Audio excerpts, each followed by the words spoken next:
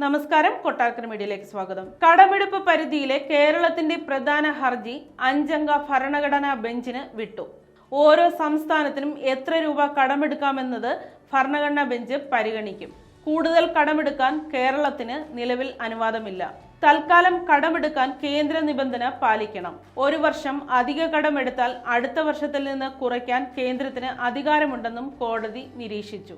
ഭരണഘടനയുടെ 293-ാം അനുച്ഛേദം ഇതുവരെ ചോദ്യം ചെയ്തിട്ടില്ലെന്നും അതിനാൽ ഭരണഘടനാ ബെഞ്ച് പരിശോധിക്കേണ്ടതുണ്ടെന്നും സുപ്രീം കോടതി വ്യക്തമാക്കി. കേരളവും കേന്ദ്രവും തമ്മിൽ ചർച്ച നടത്തുകയും 13,600 കോടി കേരളത്തിന് നൽകാൻ തയ്യാറാണെന്ന് കേന്ദ്രം വ്യക്തമാക്കുകയും ചെയ്തിട്ടുണ്ട്.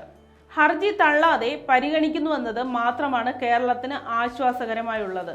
എന്നാൽ ഭരണഘടനാ ബെഞ്ചിന് വിട്ടതിനാൽ ഉടൻ വിധി ഉണ്ടാകില്ലെന്ന് വ്യക്തമാണ്. ജസ്റ്റിസുമാരായ സൂര്യകാന്ത്, KV വിശ്വനാഥൻ എന്നിവരടങ്ങിയ 2-അംഗ ബെഞ്ചാണ് ഹർജി ഭരണഘടനാ ബെഞ്ചിന് വിട്ടത്. 10,000 കോടി കൂടി അധികമായി കടമെടുക്കാൻ അനുവദിക്കണമെന്നാണ് കേരളത്തിന്റെ ആവശ്യം. ഹർജിയിൽ ഉന്നയിച്ച വിഷയങ്ങൾ ചർച്ചയിലൂടെ പരിഹരിക്കാൻ കേന്ദ്രത്തിനോടും കേരളത്തിനോടും കോടതി നിർദ്ദേശിച്ചിരുന്നെങ്കിലും ഇതിൽ ഫലമില്ലാതെ വന്നതോടെയാണ് കേസിൽ കോടതി വീണ്ടും വാദം കേട്ടത്.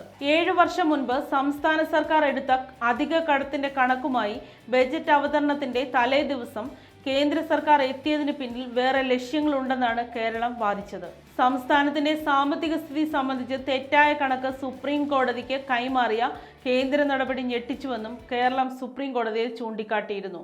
എന്നാൽ 2023-24 സാമ്പത്തിക വർഷത്തിൽ GSDPയുടെ 4.25% ഇതുവരെ കടം കേരളം എടുത്തിട്ടുണ്ട് എന്നും ഇനി 25,000 കോടി കൂടി കടമെടുക്കാൻ അനുവദിച്ചാൽ അത് 7% കഴിയുമെന്നും കേന്ദ്രവും ആരോപിച്ചു.